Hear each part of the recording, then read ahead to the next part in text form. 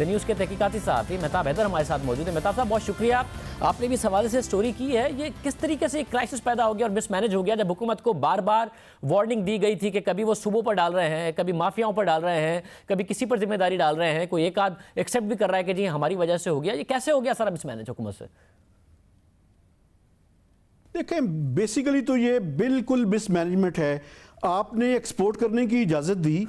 और उस एक्सपोर्ट पे जो है, मैं आपको ये भी बता दूं कि उस एक्सपोर्ट पे जो है वो आपने 5 लाख टन जो है वो इजाज़त दी थी, लेकिन एक्चुअल जो है वो प्राइम मिनिस्टर को बताया गया कि 6,40,000 टन तक गंदम जो है वो एक्सपोर्ट हो चुकी है। तो जब पूछा गया कि ये किस तरह से जो है पाबंदी के बावजूद जो है किस तरह से एक्सपोर्ट हो गई, तो उन्हें बताया गया कि मैदा और सूजी जो है उसकी फॉर्म में जो है वो ये साबित किया गया, उसके नतीजे में जो है वो खासकर अफगानिस्तान में ये जो है एक्सपोर्ट होती रही। तो ये मुकम्मल जो है वो गवर्नेंस का जो स्ट्रक्चर है उसका फ्लेवर ज़ाहिर करता है, ये मिस गवर्नेंस को ज़ाहिर करता है और मिस मैनेजमेंट को ज़ाहिर करता है। अब आपने फिर इंपोर्ट का डिसीजन किया,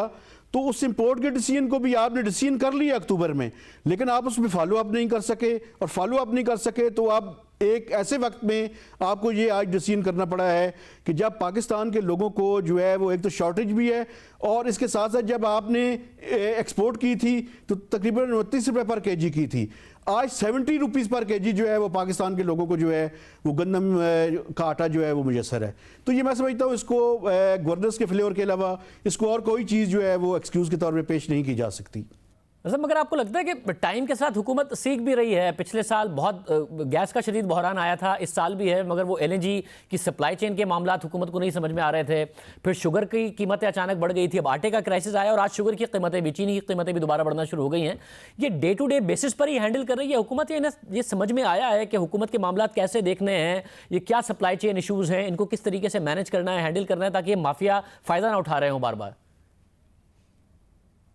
मैं समझता हूँ जी, इस टाइम आप देख लें कि इस टाइम जो आपके पास रिजर्व्स हैं वो बेसिकली जो ये क्राइसिस सारा शुरू हुआ वो शुरू इस वजह से हुआ कि सिंध ने जो इस साल प्रोक्योर करनी थी गंदम वो उन्होंने नहीं की। एक तो फंड्स की कमी की वजह से, दूसरा पिछले सालों में उनके जो प्रोक्योरमेंट है उस पर जो लॉ इन्फोर्सिंग एजेंसीज थी उन्होंने इन्वेस्टिगेशन करनी शुरू की हुई थी, तो इस वजह से उन्होंने कहा जी हमें सारे मामले में पड़ते ही नहीं है। जब वहाँ पे क्राइसिस आया तो पंजाब ने इंटर प्रोविंशियल जो है वो बैन कर दिया, और बैन लगाने के नतीजे में KP के अंदर भी जो, चूंकि KP को भी यहाँ पंजाब से पास्को के ज़रिए जो है वो गंदम की सप्लाई फराम की जाती थी, तो वहाँ पे भी एक क्राइसिस जो है वो एमर्ज हुआ। तो पंजाब में भी जितनी उन्होंने गंदम प्रोक्योर करनी थी उससे कम की,